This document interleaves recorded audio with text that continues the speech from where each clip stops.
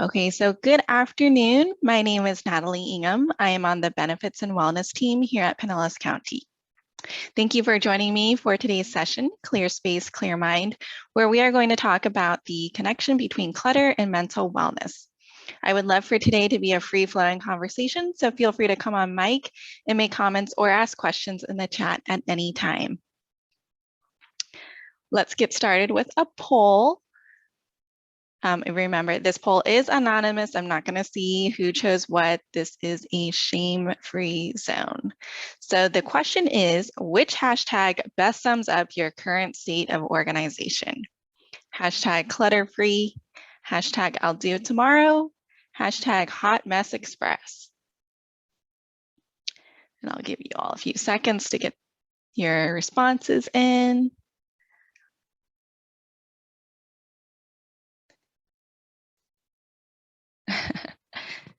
Looks like there's a close tie between I'll do it tomorrow and hot mess express. All right, I'm gonna end the poll and share the results. It's actually a tie between those two. That's funny. And then we got 3 people who are clutter-free. So if you're one of those 3, we're gonna want your tips today. I personally am in the I'll do it tomorrow category. So thanks for responding to that.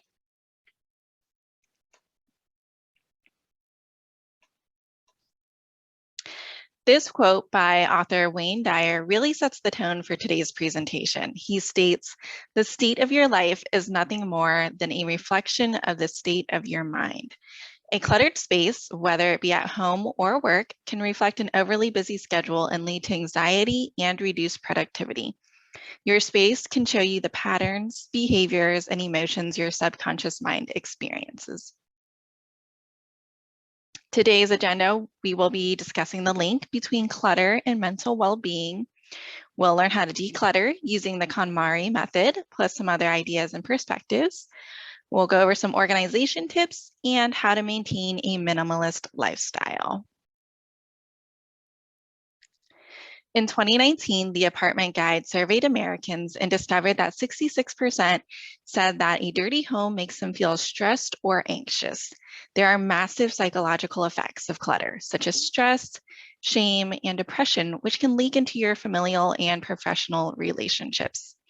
I can certainly attest to this. In my house, I have this very long and narrow hallway right outside my bedroom. It's a very awkward space and not useful for much, so I use it as storage. I've deemed it my junk hallway. It's filled with 2 years worth of boxes of old electronics, pet supplies, overflow household items, and who knows what else. It's so cluttered you can't even walk down the hall without tripping over stuff. This junk hallway causes me so much stress because every time I walk by it, there's a nagging in the back of my mind that I eventually need to address the problem, but I just don't have time. Not many people see it because it's upstairs, but if someone does, I feel a bit of shame and always ask people not to judge me for it. So finally, over the holidays, I got around to decluttering and organizing it. I donated boxes of holiday decor and old bedding. I had a giant 15-foot set of blinds that I gave to my neighbor. It's still messy, but at least now I can walk all the way down the hall without fear of twisting an ankle or needing to use my accident insurance. The peace I have now is amazing. I don't feel as burdened and I feel motivated to keep tidying up, not just the junk hallway, but other areas of my house too. This feeling of peace is what I want you all to experience. Clutter greatly affects our mental well-being. Clutter is distracting and overstimulating, affecting our ability to focus. Clutter can cause overwhelming feelings of guilt and embarrassment, like I shared about my junk hallway.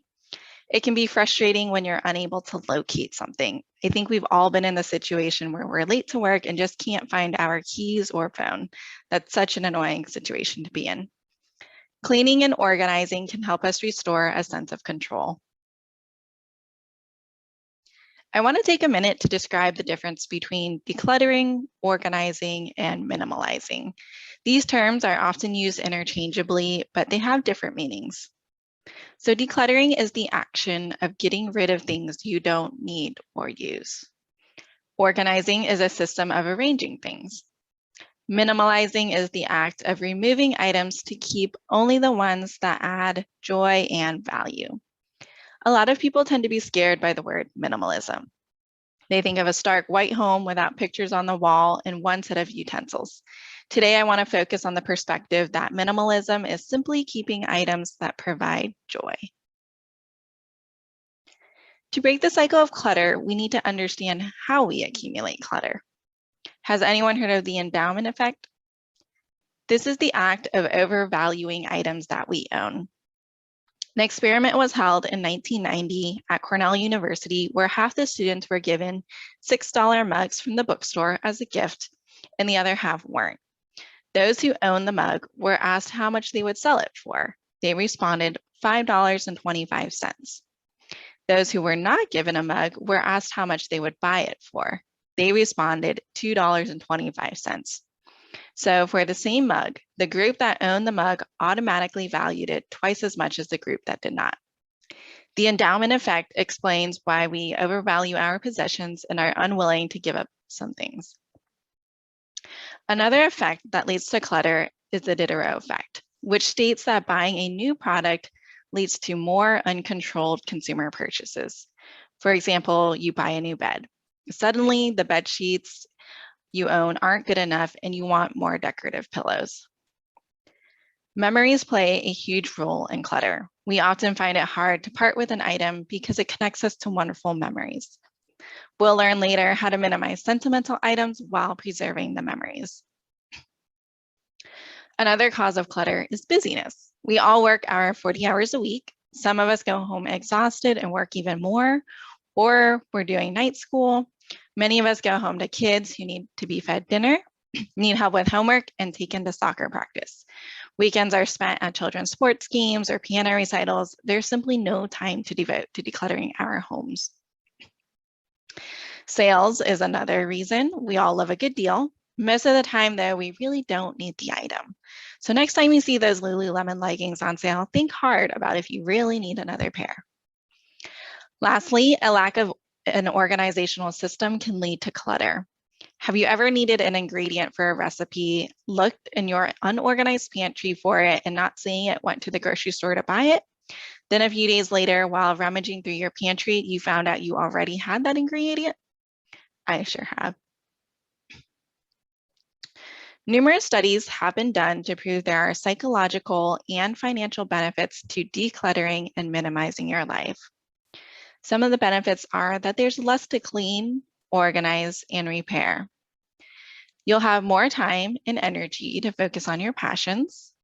You'll gain financial freedom, meaning you'll have less debt from not buying unnecessary items, and you can even earn money by selling unused or unwanted items. And then you'll also gain joy and peace.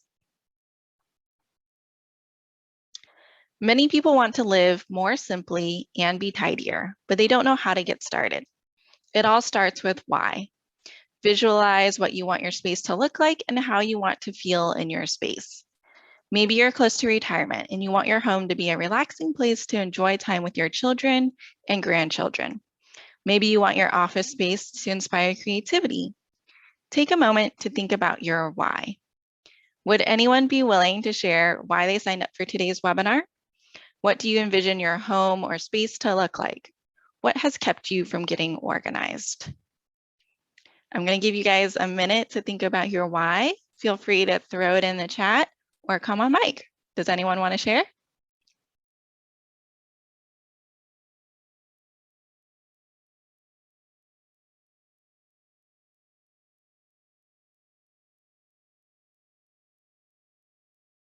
No one wants to share. Why you signed up for today's webinar? All right. Well, we'll keep going then. I'll share. Okay. Thank you. Sorry. I don't want you to think we're not listening to you. It actually, I've had 3 deaths in the family in recent months, and I feel like my home has become a shrine to those people, and I need to take it back over again. Yes, thank you for sharing, Donna. And I'm sorry that you went through that. Someone shared that in yesterday's webinar as well. That grief plays a role in why we accumulate clutter, or we're just passed down sentimental items that we feel guilty of getting rid of. So we will be addressing a little bit of that later today. Jean, thanks for sharing in the chat. So you're working on reorganizing and decluttering. Yes, yeah. So moving into a assisted living facility. That is very hard for people, for more elderly folk to decide what to take in. Amanda, that's funny. And then someone messaged me privately and just said that they need tips for clearing clutter and organization. So I hope you'll get something from today's presentation. So thank you guys for sharing. I really, really appreciate that. I can certainly relate. My grandma, well, my grandparents moved into an assisted living facility about a year ago, and their condo down in Terra Verde still has a lot of stuff, and they struggled to decide what to take with them. And then my grandfather sadly passed away last month, and my grandma's going through the grieving process and deciding, she's already moving on to deciding what to keep and what not to keep of his. And I think it's a little too soon, but that is a reason why we accumulate clutter. Yeah, moving into a smaller space, that can definitely, but that helps us in a way to really decide what we value and what we want to keep. And then kids, of course. A 4-car garage. Wow. Yeah, that's hard. You know, those sentimental items are really hard. So thank you guys for sharing. I really, really appreciate that and being vulnerable with this. Tidying up is a personal journey. Some methods of decluttering work better for some than others. Today, I'm going to share the KONMARI method by Marie Kondo. If you don't know who Marie Kondo is, she is the cutest petite Japanese organizational guru who took the world by storm in 2014 with her best-selling book and Netflix show. She has 6 steps to the KONMARI method. So number 1, commit yourself to tidying up. And you've all done that just by showing up here today. 2, imagine your ideal lifestyle. 3, finish discarding first before getting rid of items. Sincerely thank each item for serving its purpose. This thinking part's a little woo-woo to me, but her purpose and just having gratitude for the items before you let them go is a good point to make. Number 4, tidy by category, not location. The reasoning for this is because you often keep the same type of item in more than one place. You'll never grasp the overall volume of how many pens you own if you only organize the ones on your desk and not in your computer bag and in your car. You'll be locked into a never-ending cycle of tidying. Number 5, follow the right order. So the order is clothes, books, paper, kimono, or miscellaneous items, and lastly, sentimental items. And the 6th step in the KONMARI method is to ask yourself if it sparks joy. Marie Kondo's method is based on sparking joy and living mindfully. Amanda, thank you for sharing. Yeah, I think a lot of us do the clothes purge, but then we replace all those clothes because we get excited by all the new clothes in the stores and all the seasonal clothing, and then we're back at square one. Okay, you started to think things. That's great. I'm glad to hear that that's helped you. So the first category is clothes. Remember, we're focusing on what to keep rather than what to discard. Marie Kondo suggests removing all your clothes from your closets, your dressers, and whatever's laying around the house and piling them up on your bed.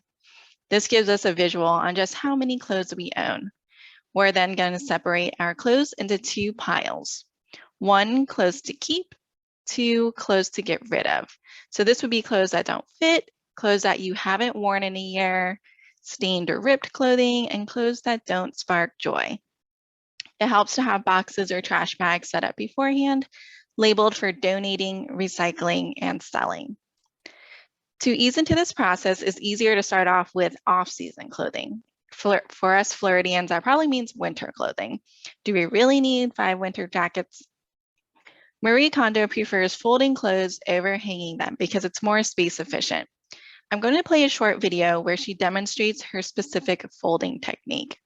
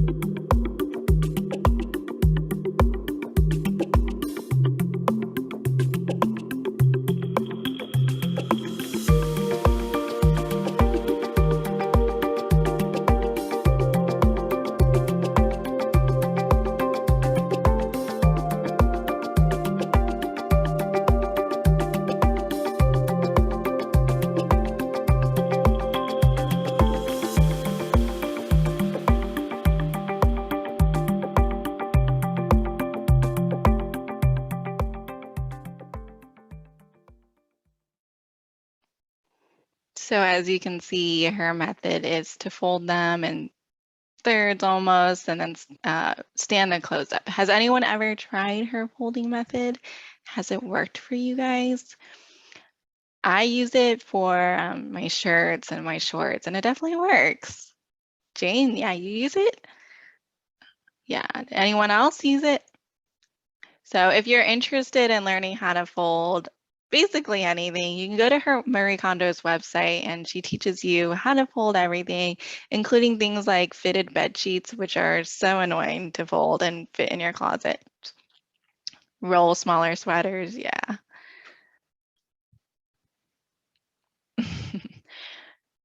All right, thanks. So if you really want to start minimizing the amount of clothes you own, consider a capsule wardrobe.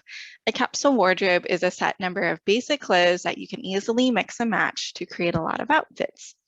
The key is to choose a neutral color palette like black, white, gray, beige, and chambray. You want your wardrobe to be filled with essentials. This would look like a pair of jeans, a nice pair of dress pants, some basic tees, a classic white button down, a beige coat, white sneakers. For women, this could include a little black dress. For men, this could include a navy blue sports jacket. You want to choose items that coordinate well with each other, but this doesn't mean your closet has to be boring with no bright colors or stripes. You can definitely have fun. You can definitely have those fun pieces. Having a capsule wardrobe filled with the basics as your base allows you to then choose those accent pieces that truly spark joy. The second category in the KONMARI method is books. Similarly with the clothes, we want to gather all the books we own from every room into one place, then keep only the books that spark joy. If you need help determining if a book sparks joy, here are some questions you can ask yourself. How many times have you read the book? If you haven't read the book, how long ago did you purchase it? If you've had the book for a year and haven't read it yet, it's probably unlikely that you're going to read it anytime soon. What role does this book play in my life? Does it motivate you? Does it teach you something? If you saw this book again in the bookstore, would you buy it? Asking these questions will help us discover what we value. I personally believe someone's bookshelf reveals so much about them. So keep the books that make you happy and reflect what your interests are. An alternative to owning physical books is utilizing libraries. I think we tend to forget about this wonderful community resource that we pay for with our tax dollars. Another alternative is using Kindle or Audible for digital reading. I know not everyone loves technology, but it's usually cheaper than buying physical books and saves a lot of shelf space. Does anyone use a Kindle or Audible? Yesterday, someone said that another reason to kind of minimize your books is if you have allergies, because books do tend to collect dust, and getting rid of them can help with your allergies. Kimberly uses the library a lot. That's awesome. And then I learned yesterday as well that the library, you can rent ebooks from them. Judy, over 2,000 books. Wow, that's amazing. Yeah, that would be a lot of books to have on a bookshelf. Nice. Yeah, I personally use Audible a lot. So while I'm at work, I'll keep one earpiece in and listen to a book while I'm working.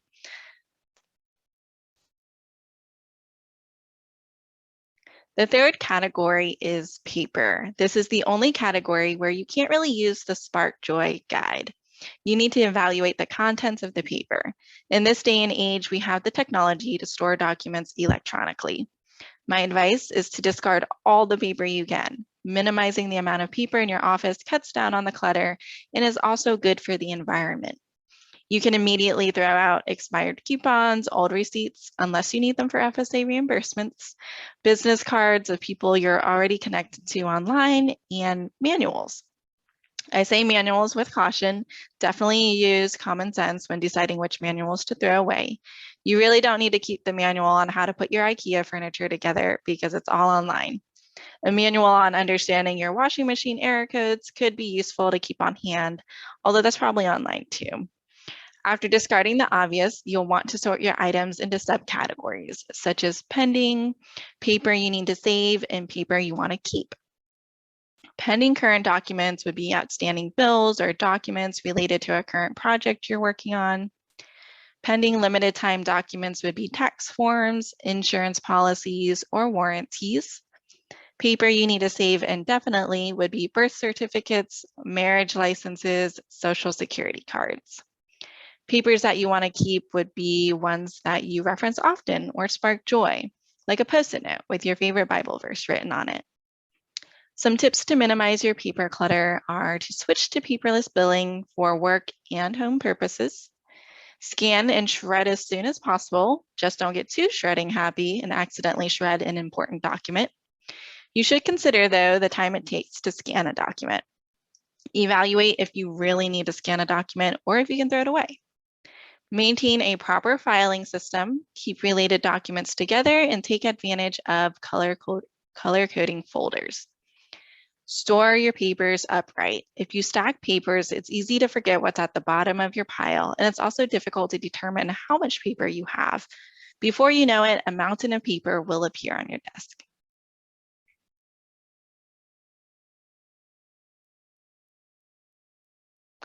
The fourth category is called KOMONO, or miscellaneous items. KOMONO is filled with many subcategories and can be overwhelming, so take your time with this one. Some examples of subcategories are makeup products, electronics, pet supplies, cleaning products, etc. Focus on one subcategory at a time. Follow the KONMARI method of gathering all the items in one place and keeping only the items that spark joy. Take inventory of what you have and discard duplicates, damaged items, items that you haven't used in a long time. Remember to keep your ideal lifestyle in mind. If you were really into tennis a few years ago and have a bunch of tennis gear, be realistic with yourself on whether or not you're going to continue that hobby. If you're not, then donate it to a local tennis club. If you are, fantastic. Clean up your gear and organize it in a manner that inspires you to start playing again.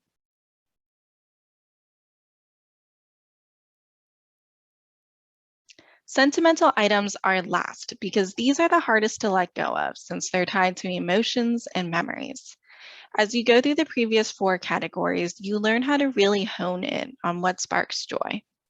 If you have family heirlooms, this is your opportunity to pass it on to another member of the family. Be careful, though, not to hang on to things nobody seems to want just because you cherish the memories. Keep 1 to 2 items to represent a collection.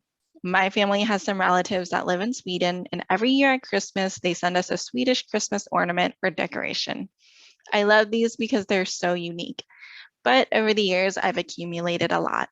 I feel bad about getting rid of them or donating them, but I can keep a handful that will represent the thoughtfulness of the gifts and the fond memories. If you really find it difficult to let go of old letters or objects, take a picture of it. This way, you are still preserving the memory. And then store special photos in photo albums rather than photo boxes. Albums make looking at pictures easier and it prevents them from getting bent and torn. And then scan the rest of your photos. So Marianne, you take pictures of things. Yeah, that's a great way to keep the memories alive, but then you don't have to hold on to the physical item. Put names on your photos. That's a great piece of advice. My mom gave me that advice a few years ago. I taught English in Vietnam back when I was in college, and I was always like, I'm going to remember all the names of my students. I don't need to remember their names. And my mom's like, you're going to forget them. Write them down. And I did it. And of course, I've forgotten some of their names, sadly. So that is great advice. Put names on your photos. Okay, so we have another poll. I want to make sure that you guys are listening. So bear with me. What is the right order to tidy up?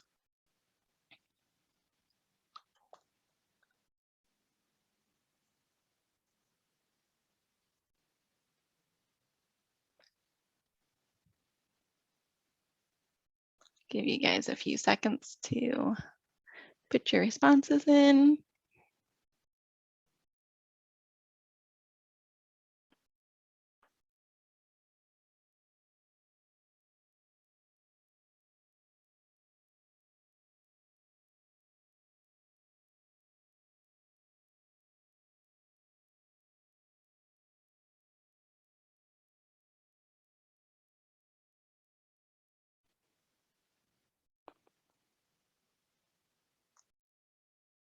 All right, looks like everyone or most people got it correct. So the correct order is clothes, but oh, I didn't share the results. Clothes, books, paper, kimono, and sentimental items. So great job, everyone. So Marianne, you've got some great advice in the chat going. So when your photos get stuck and wet, put them in water. That makes a lot of sense. I love these. If anyone else has great tips, throw them out because I learned a lot in yesterday's webinar. So I'm sure I can learn a lot from you guys here too today. Digital clutter is not a part of the KonMari method, but I think it's very relevant in today's digital age. Take some time to audit your subscriptions. Are there any that you forgot you subscribed to and continue to pay on? Clean up your email inbox. My brother is a very type A person and practices the inbox zero email strategy. This is when you strive to keep your inbox at 100% empty. So to achieve this, unsubscribe from newsletter mailing lists, create subfolders in your inbox, and set up rules to automatically move emails to specific folders. If you get an email that will only take a few minutes to respond to, respond right away, and then delete, archive, or move the email to its appropriate folder. On your phone, delete any unused mobile apps. Fewer apps means fewer notifications and fewer distractions. Consider taking a social media detox. This is especially good for your mental health and productivity. This could probably be a whole webinar in itself. Go through your computer files and organize them so you can easily find files. Right now, there's a trend on YouTube and TikTok on how to aesthetically organize your computer desktop icons. If you have old electronics laying around, discard them. Just make sure to research how to dispose of them properly. So yesterday, I learned a lot about solid waste here at the county. Does anyone here happen to work for solid waste? If you do, let me know. But for those of you who don't and who probably don't know, so Pinellas County has solid waste mobile collection events, and they also have a what they call a has to go truck, which are convenient ways to safely dispose and recycle chemicals and electronics such as old computers, TVs, paint, fluorescent bulbs, and fertilizer. These events and collection sites are free to Pinellas County residents. So if you just go to our website, pinellascounty.org/solid waste, they give the dates of those mobile collection events. And they also have a guide. It's called like, where does it go? And you can type anything in the search that you want to get rid of, and they tell you how to properly discard of it. So, and then yesterday, someone also reminded us not to just throw our medicine or drugs down the toilet. Make sure that you dispose of those properly as well. And again, if you go to the solid waste website and you just type in medicine or drugs, they'll let you know how to get rid of that. Are there any questions so far about the KonMari method or decluttering? I really appreciate the chat we've got going. Makes it a little more fun for everybody when we got a free-flowing conversation. So the KonMari method teaches you how to organize by category, but some people find it easier to tidy up by room. Regardless, start with one at a time. Devoting large chunks of time to decluttering can be difficult. Start with 10 minutes at a time. If you're organizing your office, block off time on your calendar to allow you to focus uninterrupted. Be realistic about the amount of time it will take. If you think it's only going to take a couple days, when it could take a few weekends, you'll get overwhelmed quickly. Create a checklist. Take before and after pictures. This works extremely well for me. I always get a great sense of pride when I can see the difference. And then I always share it with my friends and family, even if they don't care. View your space as a first-time visitor. Walk into your office and imagine what a coworker who never met you before would think. Would they think you're organized and professional, or would they think that you're maybe a little stressed out? Create a Pinterest inspiration board. So a couple years ago, I thought I was going to go super minimalist and only wear black and white. So I made a whole Pinterest board of black and white outfits. But then I found out that I just couldn't do it. You know, I liked a little color in my life. But creating Pinterest inspiration boards are a great way to get inspired and motivated. And then remove big items first. With my junk hallway, getting rid of that 15-foot set of blinds really made a huge impact and kept me motivated. And to recap, items to get rid of are things related to old hobbies, anything expired, duplicates, and unused items. So now that we've decluttered our space, let's talk about how to organize. Everything should have a home. More storage is not always the solution, though. Marie Kondo says buying more storage containers and installing more shelves actually encourages hoarding. Here's some tips on how to organize. Don't fall prey to the convenience fallacy. The convenience fallacy is keeping something on the counter or close by because you think it's going to save you time. But is it really going to take that much more time to grab your hairbrush from a drawer instead of leaving it on the bathroom counter? Use see-through bins. This way you don't forget what's inside and you have to go digging through a bunch of bins to find what you're looking for. Label everything. You'll never have to wonder what's in a container again. If you're really tech savvy, you can use QR code labels. There's apps and websites you can go to where you can take pictures or make lists of everything in your storage bins, then generate a QR code that you can stick on the bin. When you scan the code, it will bring up everything that's in the box. Take advantage of vertical space and backs of doors. This is a great way to get stuff up and off your counters. Lazy Susans are your best friend. I have 2 of these in my fridge, and it makes reaching that pickle jar in the back so much easier than having to shuffle stuff around. Use drawer organizers like the ones in this picture to prevent your drawers from getting messy. Make your place aesthetic. Make it pretty. This makes organizing so much more fun. You'll feel so satisfied if all the hangers in your closet are the same color or your spices are in pretty containers with labels. Get creative with your space. There's so many ingenious ways to maximize your space and find hidden storage. For example, a lot of coffee tables are designed to double as storage. Take inspiration from tiny homes.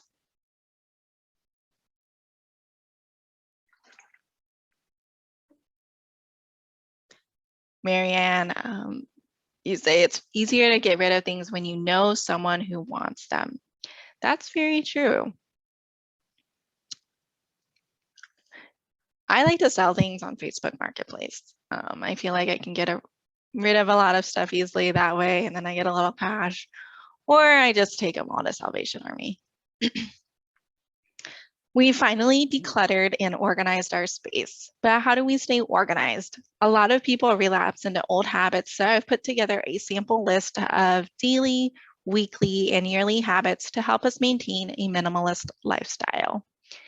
Keep in mind that clutter attracts clutter. If you put unopened mail on the kitchen counter and leave it there for a few days, you're guaranteed to find more clutter added to the counter in no time. So some daily habits: return things left out in the bathroom. So sometimes in the morning, we're in a rush, we leave our hairbrush out on the counter. That's fine. Just when you return home, make sure you put that away. Reset the kitchen. After you cook dinner, you eat, make sure you do the dishes that night and put stuff away. Put your mail where it belongs, and have kids pick up their toys before bedtime. Having your kids involved in the tidying process teaches them responsibility. It makes it more fun to have the whole family involved. Some weekly habits: take out the trash, and I don't mean just the garbage. I mean, take a look around your home, see if there's anything that you really don't need that you can discard or, donate. Wash, dry, fold, and put away the laundry. And I put all those steps there because if you're like me, then sometimes it's hard to remember to take your clothes out of the dryer and fold them in the same day. Sometimes I forget about my laundry and don't remember until like 2 days later. And then continually pare down your possessions that don't spark joy. Some yearly habits: take advantage of those seasonal fresh starts like the new year, spring cleaning, post holidays, or a new school year. If your neighborhood is having a garage sale, take part in it. Maybe you can earn a couple dollars. Set no spend days. So this way you're cutting down on your clutter, you're saving your money by not spending. And then borrow as much as possible. Borrow books from friends. If you're doing a house project and you need a specific tool, you don't really need to go out and buy that tool. See if your family or friends have that you can just borrow. Don't forget to celebrate. Reward yourself for all your hard work, decluttering and organizing your space.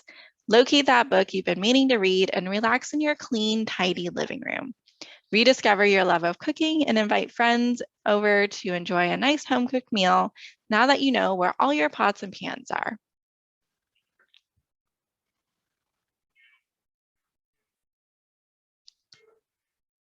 So start today. Remember your why. Have a plan. Involve your family. Take a before picture, and don't pressure yourself to be perfect. A great way to start is to start with your office. This is a little micro environment. You'll get used to the KONMARI method before you tackle your home. And then spark joy, of course. Clutter has a negative impact on our well-being. It can lead to stress and moodiness. Let's spend less time tidying up and more time focusing on our passions and our families. Choose to surround yourself with objects that bring you joy. Remember, the KOMARI method is not about getting rid of stuff. It's about keeping only the items that we treasure most. Amanda, that is great advice. Keeping a box next to the front door for items to donate. I think we would be more intentional, geez, I can't speak, about donating things, decluttering if we already have a designated spot. So these are the books that I referenced while creating this presentation. I highly recommend them if you need a little extra inspiration, and then pass them along to a friend. So of course, The Life-Changing Magic of Tidying Up is Marie Kondo's book that guides you through her KonMari method. She gives tips on how to optimally fold your clothes and store items. She offers this book in illustrative formats. I personally read the manga version, and she has a children's book. If you want to focus on organizing your workspace, she even has a book called Joy at Work, Organizing Your Professional Life. The Gentle Art of Swedish Death Cleaning. This is a quick, easy read about the Swedish practice of death cleaning or decluttering your belongings so that once you pass away, your family will not be overwhelmed with the task. This sounds morbid, but the author is humorous and focuses on the joy of reminiscing and donating and giving away cherished items that you no longer need. The Minimalist Home goes over how to declutter your home room by room, which is an alternative to Marie Kondo's organizing by category. Each chapter ends with a minimizing checklist with questions to ask yourself to know if your room has been decluttered enough. The book is also peppered with inspirational stories from people who have found joy through minimizing their home. And if you don't like to read, here's some TV recommendations. Of course, Marie Kondo's show, Tidying Up, and then Get Organized with the Home Edit. And we'll be sending an email after today's presentation with those book and TV recommendations and also some good websites and mobile apps to help you guys declutter. So that is it for me. Does anyone have any questions, have any comments, want to share any experiences they've had?